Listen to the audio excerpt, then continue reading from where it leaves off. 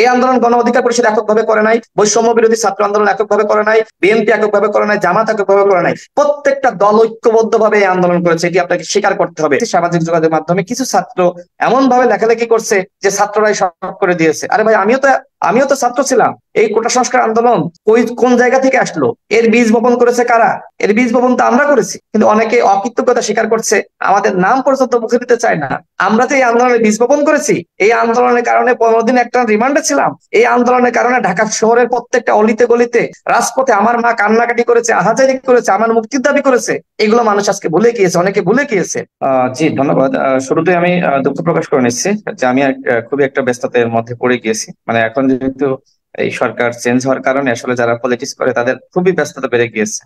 তো যাই হোক, আমি ফেজদে বিপুলকে অসংখ্য ধন্যবাদ জানাচ্ছি যে এই যে বৈষম্য বিরোধী আন্দোলন এবং পরবর্তীতে যে গণ অভ্যুত্থান, এই গণ অভ্যুত্থানের যে বিষয়গুলো মানুষের কাছে তুলে ধরা, ছাত্রদের নিয়ে নিয়মিত টকশো করা এবং এই বিষয়গুলো মানুষের কাছে পৌঁছে দেওয়া, এই কাজগুলো ফেজদা বিপুল আমি দেখেছি যে তারা ব্যাপকভাবে এই কাজগুলো সবসময় করেছে। এবং আমাদের সকলের প্রিয় সাগর ভাই, তিনি যে কোনো আন্দোলনে মানুষের পাশে থাকেন। আমরা মনে করি যে তাকে ধন্যবাদ দেওয়া দরকার। গণ অধিকার পরিষদের পক্ষ থেকে আমরা সাগর ভাইকে অসংখ্য ধন্যবাদ জানাচ্ছি যে তিনি সবসময় মানুষের কথা বলেন এবং তার এই যে আগ্রহের জায়গাটা, মানুষকে নিয়ে কাজ করা, এরকম আগ্রহ, যারা সবসময় এরকম আগ্রহ পোষণ করে তাদেরকে কাজের সুযোগ সৃষ্টি করে দেওয়ার, নতুন যে সরকার আসবে বা এখন যারা এসেছেন সেই জায়গাটা কিন্তু আমাদের তৈরি করে দিতে হবে।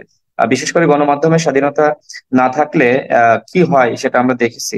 যে এই যে সময় আমরা দেখেছি বাংলাদেশের টেলিভিশন গুলো, সংবাদ মাধ্যম গুলো আমাদের কথাগুলো প্রচার করেনি বা প্রচার করতে ভয় পেয়েছে, তখন কিন্তু ফেস দ্য পিপুলের মতন যে ফেসবুক কেন্দ্রিক বা ইউটিউব কেন্দ্রিক যে সোশ্যাল মাধ্যমগুলো রয়েছে তারা কিন্তু আমাদের কথাগুলো তুলে ধরেছে। এই স্বীকৃতি তাদের কিন্তু দিতে হবে, না দিলে আমাদের অকৃতজ্ঞতা প্রকাশ পাবে। তো আমি মূল আলোচনার বিষয়ে চলে যেতে চাই। দেখেন, একটি গণ অভ্যুত্থান হয়েছে। একটি গণ অভ্যুত্থান মানে কি? জনগণ, ছাত্র জনতা, রাজনৈতিক দলগুলো, সামাজিক সাংস্কৃতিক সংগঠনগুলো, আমি আসলে বাংলাদেশে এমন কোনো জায়গা দেখি নাই যারা আসলে যে সেক্টর থেকে এই মানে অভ্যুত্থানে অংশগ্রহণ করে নাই। আমি নিজে দেখেছি যে প্রাইভেট ব্যাংকে চাকরি করে, আমি ওই ব্যাংকের কাস্টমার। আমি সেই ব্যাংকারের সাথে গেলে প্রায়ই দেখা হয়, তিনি আমাকে চা খাওয়ান বা অনেক আপ্যায়ন করেন। সেই মানুষটি পর্যন্ত তার ব্যাংকে চাকরি থাকবে কি থাকবে না সেই চিন্তা বাদ দিয়ে তিনি প্রোগ্রামে গেছেন এবং আমাকে ছবি পাঠিয়েছেন যে ভাই আশিক ভাই, আমিও কিন্তু এই অভ্যুত্থানে অংশগ্রহণ করেছি।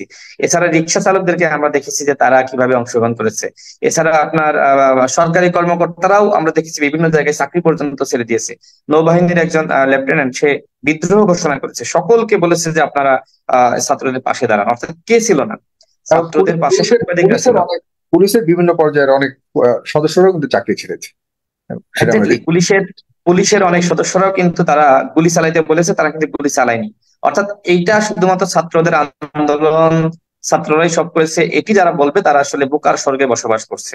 আমি আজকে ফেস দাবি বলে কিছু গুরুত্বপূর্ণ কথা বলতে চাই যেগুলো আসলে জাতির জানা দরকার। আসলে দেখেন, ছাত্ররা তারা সামনে থেকে হয়তো নেতৃত্ব দিয়েছে, কিন্তু এই আন্দোলনকে রাজনৈতিক দলগুলো তাদের বিজয়ের একটি লক্ষ্য হিসেবে এই আন্দোলনকে তারা কিন্তু টার্গেট হিসেবে নিয়েছিল।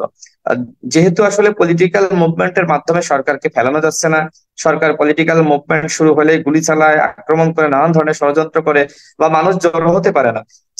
যে কারণে আসলে রাজনৈতিক দলগুলো, বিএনপি বলেন, জামাত বলেন, গণ অধিকার পরিষদ বলেন, ইসলামী আন্দোলন বলেন, আরো অন্যান্য বাম সংগঠন গুলো বলেন, যারা আসলে জনগণের চিন্তা করে, সেই সকল নেতৃত্বের মধ্যে এক ধরনের আলোচনা হয়েছিল যে আমরা কোটা সংস্কার আন্দোলনকে কেন্দ্র করে এখন আমরা এই আন্দোলনে আমরা কিভাবে আসলে ফুয়েল যোগানো যায়, এই আন্দোলনকে কিভাবে সামনের দিকে নিয়ে যাওয়া যায়, এই আন্দোলন কি হবে সেটি তাদের চিন্তাই ছিল না। কিন্তু এই আন্দোলনের মাধ্যমে একটি কিছু হতে পারে, একটি সম্ভাবনা তৈরি হচ্ছে, সেই জায়গাটা কিন্তু রাজনীতিবিদরা সেই চিন্তা বা সেই তাদের মধ্যে সেই পরিকল্পনা কিন্তু ছিল, বা সেটি কিন্তু তারা ভাবতে পেরেছিল। আমি নিজেও যেহেতু রাজনীতি করি, বাংলাদেশের বিএনপি থেকে শুরু করে জামাত সকল দলের শীর্ষ নেতৃবৃন্দের সাথে যোগাযোগ আছে, সেই জায়গা থেকে দায়িত্ব নিয়ে বলছি যে রাজনৈতিক দলগুলো এই আন্দোলনে ব্যাপকভাবে অংশগ্রহণ করেছে। ছাত্র দল বলেন, ছাত্র শিবির বলেন, ছাত্র অধিকার পরিষদ বলেন, ছাত্র ইউনিয়ন বলেন, বাপ সংগঠন যতগুলো রয়েছে, প্রগতিশীল সংগঠন, এছাড়া ইসলামী ছাত্র আন্দোলন বলেন, অর্থাৎ সকলেই কিন্তু এই আন্দোলনে ব্যাপকভাবে অংশগ্রহণ করেছে। সেটা আমি নিজে জানি, দায়িত্ব নিয়ে বলছি। এবং সর্বশেষ দেখেন যখন ছাত্ররা আর মাঠে দাঁড়াতে পারছে না, তখন কারা? তখন ঢাকা বিশ্ববিদ্যালয়ের বিএনপি পন্থী শিক্ষকরা আসলো এবং বিএনপি পন্থী আইনজীবীরা আসলো, জামাতপন্থী শিক্ষকরা আসলো। এরকম সারা দেশে কিন্তু এই ঘটনাগুলো ঘটেছে এবং একই সাথে বামপন্থী বা এরকম সাধারণ শিক্ষকরা তারা কিন্তু ছাত্রদের পাশে এসে দাঁড়িয়েছে। অর্থাৎ কেউ যদি বলে শুধুমাত্র ছাত্রদের আন্দোলন, আমি কখনোই বিশ্বাস করি না। জি 2 দিন আগের ঘটনা, এগুলো ভুলে যাওয়াতে। আর তাছাড়া এটা এমন না যে ধরেন আজ থেকে 30 বছর আগের কোনো ভিডিও ফুটেজ নাই, কোনো রেকর্ড নাই, তা তো না। এগুলো সবকিছুই তো এই যে ফেস দ্য পিপলের না, কিন্তু বিষয়টা আসলে সাগর ভাই, বিষয়টা আসলে ভিন্ন দিকে। আমি দেখেছি যে আমাদের নিউজ দেখলেই পুরো ইতিহাস বোঝা যাবে, এগুলো বেশি দূর যেতে হবে না। দেখেন রিক্সা একজন লুঙ্গি পরা মানুষ সে ইট মারতেছে, প্রতিরোধ গড়ে তুলতেছে লাঠি হাতে, একজন লুঙ্গি পরা মানুষ, এদেরকে আপনি ছাত্র বলবেন? সুতরাং সবাইকে আসলে সেই স্বীকৃতি আমাদেরকে দিতে হবে। এটি গণ অভ্যুত্থান, এটি ছাত্র জনতার গণ অভ্যুত্থান, এটি রাজনৈতিক দলগুলোর গণ অভ্যুত্থান। এইখানে প্রত্যেকটা রাজনৈতিক দল তার সর্বোচ্চ শক্তি নিয়োগ করে অংশগ্রহণ করেছে। সকাল 8টার সময় এয়ারপোর্ট থেকে 5 লাখ মানুষ, 4 লাখ মানুষ একসাথে সংগঠিত হয়ে কারফিউ দেওয়া হয়েছে। এই কারফিউর মধ্যে 4 লাখ 5 লাখ মানুষ এয়ারপোর্ট থেকে সেই বিচ্ছিন্ন এলাকা, সেখান থেকে মিছিল নিয়ে, সেখান থেকে আপনার তারা লং মার্চ করে আসে। কারা এরা? এরা কি সাধারণ ছাত্র? আপনার কাছে কি তাই মনে হয়? এগুলো সাধারণ ছাত্ররা ছিল এর সাথে, কিন্তু এখানে পলিটিক্যাল রাজনৈতিক সংগঠনগুলোর ব্যাপকভাবে অংশগ্রহণ ছিল এবং তারা সংগঠিত হয়ে তারা কিন্তু সেই ফজরের নামাজের পর থেকে তারা কিন্তু সবাই মাঠে নামা শুরু করে দিয়েছে। আপনি এখন এগুলি বলার প্রয়োজন মনে করছেন কেন? আমি বলছি কেন বলতেছি, সেই কথায় আমি আসবো। আমি শেষ করি আর একটা এই বিষয়টা বলে।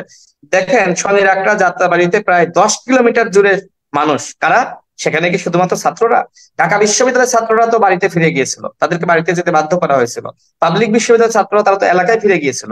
সর্বশেষ যখন ছাত্রদেরকে দমন-পীড়ন করা হয়েছে, ছাত্ররা আহ্বান করেছে রাজনৈতিক দলগুলোকে যে আপনারা আসেন, নাম ধরে ধরে বলেছে। ওই বৈষম্য বিরোধী ছাত্র আন্দোলনের সমন্বয়করা বলেছে বিএনপি, জামাত, মানে সকল দলের নাম, ইসলামী হেফাজত, ইসলামী আন্দোলন বাংলাদেশ, গণ অধিকার পরিষদ, দলগুলোর নাম মেনশন করে তারা বলেছে এবার আপনারা মাঠে নামেন, আমরা আর পারতেছি না। ছাত্ররা যখন অসহায়ত্ব বরণ করেছে, ছাত্ররা যখন আর পারতেছে না, তাদেরকে গুলি করে হত্যা করছে, নির্যাতন করছে, রক্তাক্ত করছে, তখন অভিভাবকরা এবং রাজনৈতিক দলগুলো তারা তাদের দায়িত্বের জায়গা থেকে মাঠে নেমে গেছে। এখন এই কথাগুলো আমি কেন বলছি? কারণ আমি দেখেছি সামাজিক যোগাযোগ মাধ্যমে কিছু ছাত্র এমন ভাবে লেখালেখি করছে যে ছাত্ররাই সব করে দিয়েছে। আরে ভাই, আমিও তো ছাত্র ছিলাম। এই কোটা সংস্কার আন্দোলন কোন জায়গা থেকে আসলো? এর বীজ বপন করেছে কারা? এর বীজ বপন তো আমরা করেছি। কিন্তু অনেকে অকৃতজ্ঞতা স্বীকার করছে, আমাদের নাম পর্যন্ত মুখে দিতে চায় না। আমরা যে এই আন্দোলনে বীজ বপন করেছি, এই আন্দোলনের কারণে 15 দিন একটা রিমান্ডে ছিলাম। এই আন্দোলনের কারণে ঢাকা শহরের প্রত্যেকটা অলিতে গলিতে রাজপথে আমার মা কান্নাকাটি করেছে, আহাজারি করেছে, আমার মুক্তির দাবি করেছে। এগুলো মানুষ আজকে ভুলে গিয়েছে, অনেকে ভুলে গিয়েছে। আজকে এই আন্দোলনের কারণে আমরা এখনো পর্যন্ত 6 বছরের মামলার ঘানি টানছি, হাজিরা দিচ্ছি।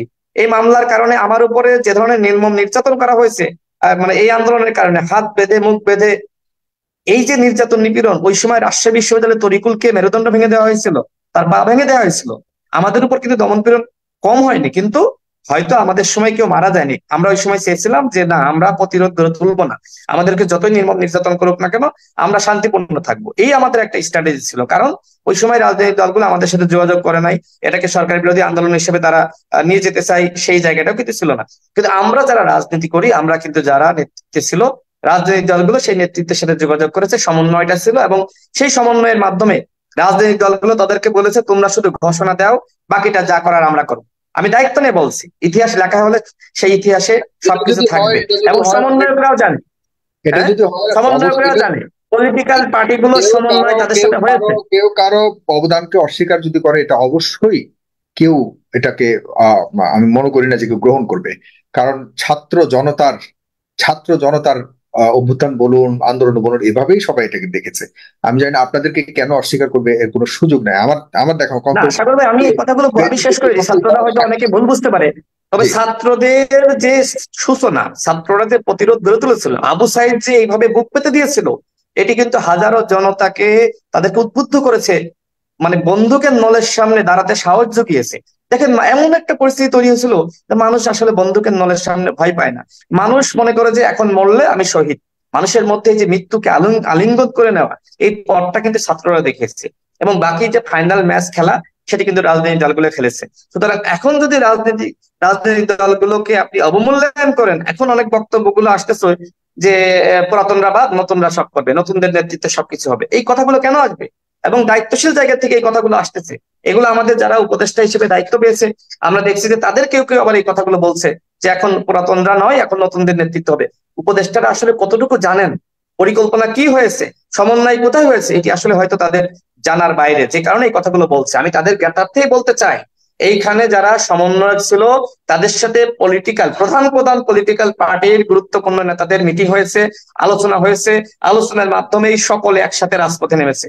আমি সাক্ষী, কারণ এই আলোচনার একজন আমির রাশেদ খান, আমি আলোচনার একজন, যারা পলিসি তৈরি করেছে তাদের একজন।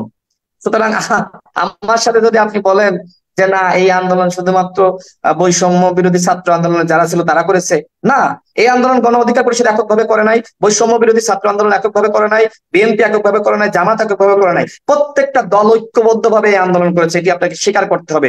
সাধারণ ছাত্ররা ওই আপনার কতটুকু আসলে টিয়ার গ্যাস বুলেটের সামনে থাকতে পারে সেটা আমরা কিন্তু অতীতে দেখেছি। এইখানে যখন সবাই মিলে একত্রিত ভাবে বুলেটের সামনে আলিঙ্গন করা শিখেছে, বন্দুকের সামনে সাহস করে দাঁড়ানো শিখেছে, তো সম্মিলিত প্রতিরোধের মাধ্যমে কিন্তু আওয়ামী ফ্যাসিবাদ ঘটানো হয়েছে। সুতরাং এই ক্রেডিট এদেশের জনগণকে দিতে হবে, একক কোনো ব্যক্তির না, একক কোনো সংগঠনের না।